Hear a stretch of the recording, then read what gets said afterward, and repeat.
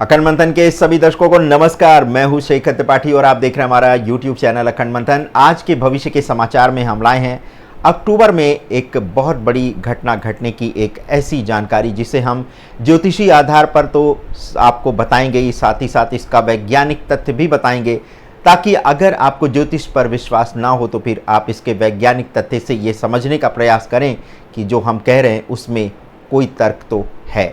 जी हाँ, 12 अक्टूबर से लेकर के 16 अक्टूबर तक का समय ज्योतिष के अनुसार बहुत खतरनाक माना जा रहा है। जी हाँ, 12 अक्टूबर 2025 को जब दोपहर में 1:36 पर चंद्रमा आद्रा नक्षत्र में प्रवेश करेगा तो फिर ये समय भारी रहेगा।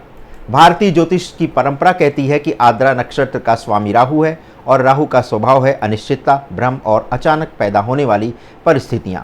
आद्रा स्वयं रुद्र का नक्षत्र कहलाता है, यानी तूफान, आंधी, प्रलय और हिलने का संकेत। जी हाँ, प्रश्न ये उठता है कि क्या ये केवल एक प्रतीकात्मक भाषा है या धरती सचमुच हमें कोई चेतावनी दे रही है।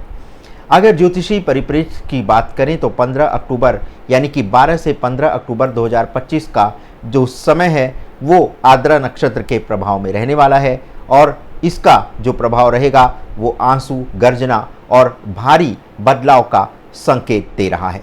इसे रुद्र का नक्षत्र कहा गया है। रुद्र देवता की ऊर्जा का मतलब है अचानक से धरती या समाज पर कोई हलचल होना। ये हलचल हमेशा विनाशकारी हो ऐसा नहीं, लेकिन कई बार ये परिवर्तनकारी भी हो सकती है। लेकिन इतिहास गवाह है कि जब भी चंद्रमा आद्रा नक्षत्र में रहा है तब दुनिया के किसी न किसी हिस्से में तूफान, भूकंप, बाढ़ या बड़े हादसों की घटनाएं दर्ज हुई हैं। राहु का स्वभाव है अनिश्चितता और अप्रत्याशित परिणाम।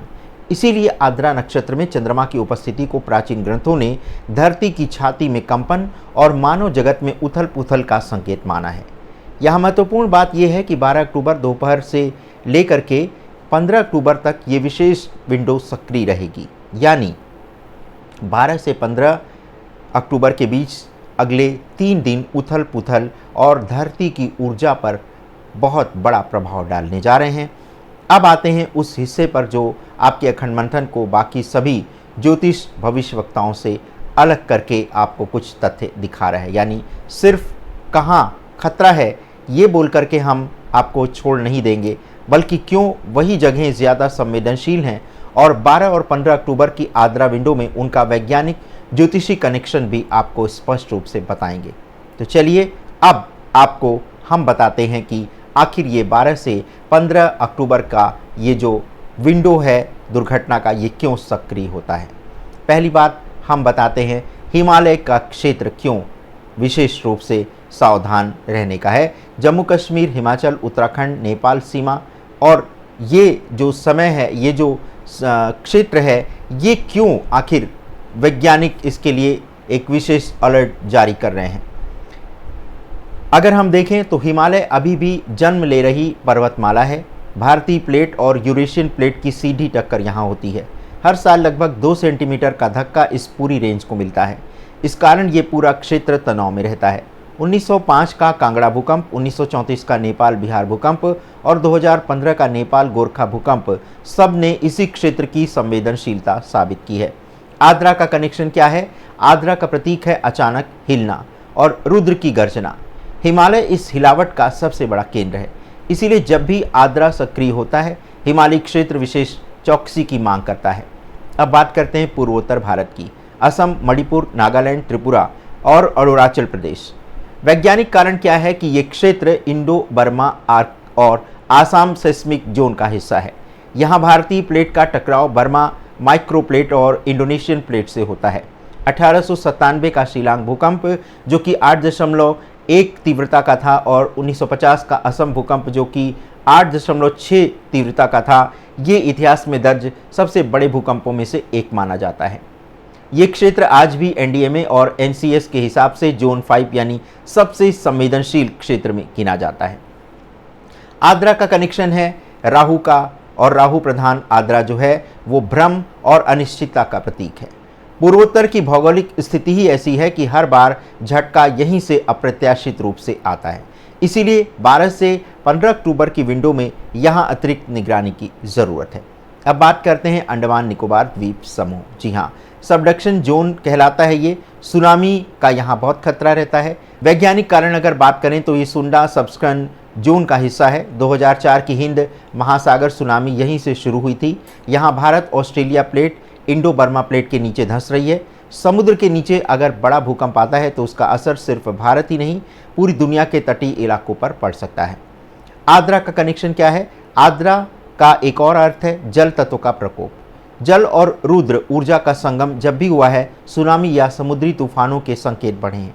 इसीलिए 12 से 15 अक्टूबर को अंडमान क्षेत्र में वैज्ञानिक और मछुआरा दोनों ही समुदाय को अलर्ट रहने की चेतावनी दे रहे हैं। अब बात करते हैं गुजरात के कच्छ क्षेत्र की। भुज का इतिहास जो है वो हमें बताता है कि कच्छ की धरती जो है वो इंटरप्लेट फॉल्ट जोन में आती है।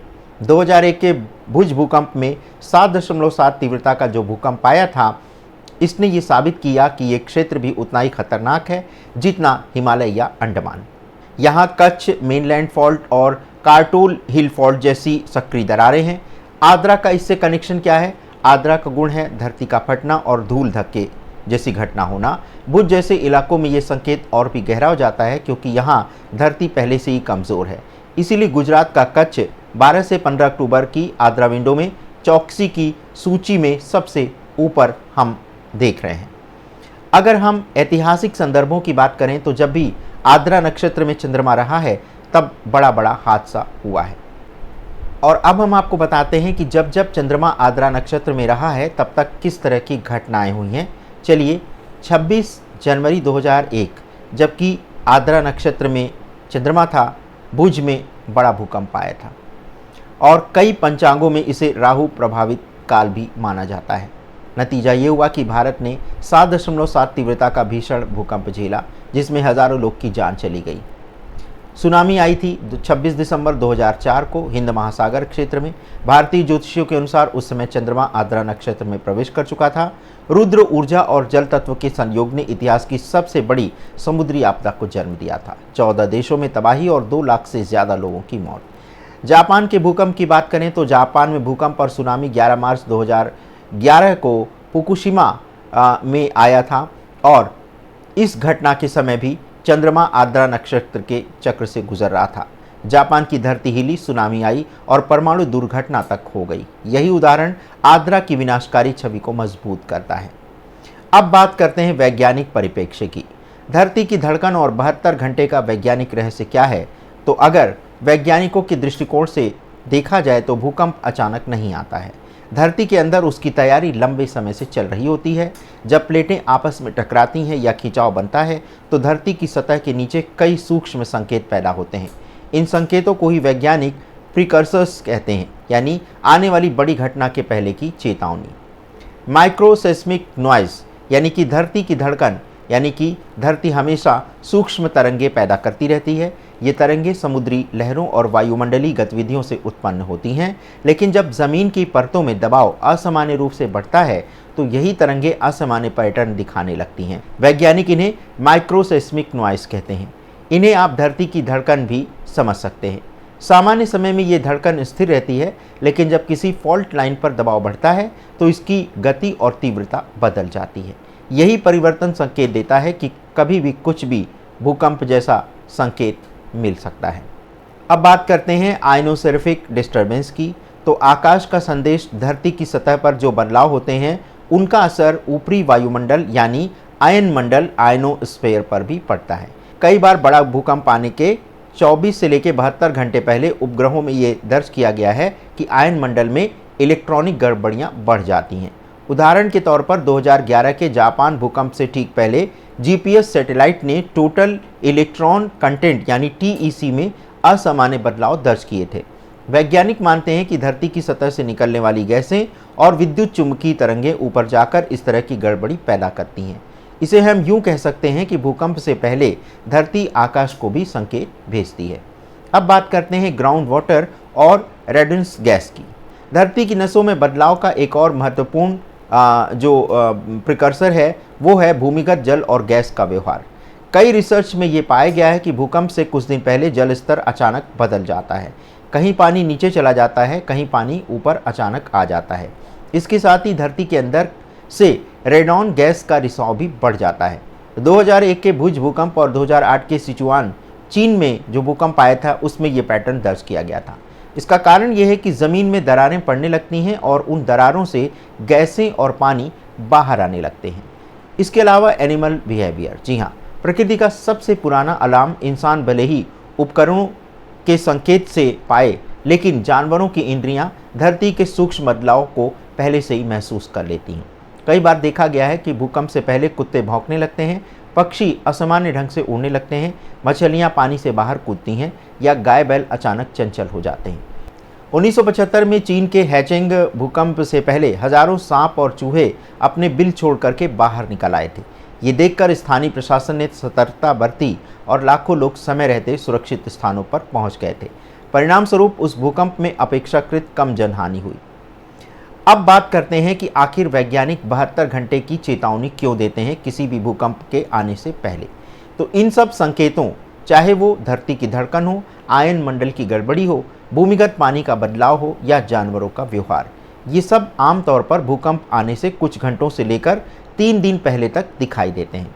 इसीलिए वैज्ञानिक जब भी प्रिकर्सर्स की बात करते हैं तो 24 से 72 घंटे की विंडो पर जोर देते हैं। ये निश्चित भविष्यवाणी नहीं, लेकिन ये इतना ज़रूर बताता है कि अगर धरती हिलने वाली है तो उसका असर पहले से अलग अलग रूपों में भी महसूस किया जा सकता है। तो निष्कर्ष कुल मिलाकर ये है कि 12 से 15 अक्टूबर की आद्रा विंडो जो है वो हमें संकेत दे रही है कि कुछ इलाके बहुत संवेदनशील रहने वाले हैं। ज्योतिष और विज्ञान का मेल हमें सतर्क बनाता है, लेकिन डराना नहीं चाहिए। हम आपको डरा नहीं रहे बल्कि सावधान कर रहे हैं। तो तैयारी और सामाजिक जिम्मेदारी के साथ आने वाली घटना के प्रति बिल्कुल आपको जागरूक होना चाहिए। हम फिर मिलेंगे कुछ ऐसे ही अपडेट्स के साथ, लाइव निगरानी के साथ, लेकिन इतना आपको विश्वास दिलाएं कि हमारी भी नज़र प्राकृतिक घटनाओं पर है और इसी वजह से हम आपको समय से पहले इसके प्रति आगाह करते हैं, ताकि अगर कुछ दर्शक भी हमारे बताए गए चेतावनी के आधार पर कुछ सुरक्षात्मक उपाय कर लेते हैं और उनका जीवन ऐसी आपदा में बच जाता है, तो ये हमारे लिए एक बहुत अच्छी बात होगी। कम से कम हम कुछ लोगों की सहायता तो कर ही पाए। वैसे अरुणाचल प्रदेश में आज ही भूकंप आया है, हालांकि इसकी तीव्रता 3.2 थी, लेकिन अगर यही भूकंप जो है, अगर इसकी तीव्रता अगर बढ़ जाती है तो फिर ये बड़ी अनहोनी को अंजाम दे सकता है। तो कैसा लगा हमारा भविष्य का समाचार? आप अपनी राय हमारे व्हाट्सएप नंबर 7905414965 पर दे सकते हैं। इसके अलावा आप हमें ईमेल भी कर सकते हैं akhandmanthan@gmail.com पर, और हम आपसे यही अनुरोध करेंगे कि अगर आपको चैनल का कंटेंट अच्छा लग रहा है तो कुछ नए विषय जो आपके मन में हैं उसको भी सुझाव के रूप में हमें भेजिए। अगर आपका सुझाव अच्छा रहेगा और सभी दर्शकों के लिए अच्छा रहेगा तो हम उस पर कार्यक्रम बना करके प्रस्तुत करेंगे। तो दर्शकों, आज अभी भविष्य के समाचार में बस इतना ही। मिलते हैं कल भविष्य के समाचार के एक नए एपिसोड में। तब तक के लिए हमें अनुमति दें। धन्यवाद। नमस्कार।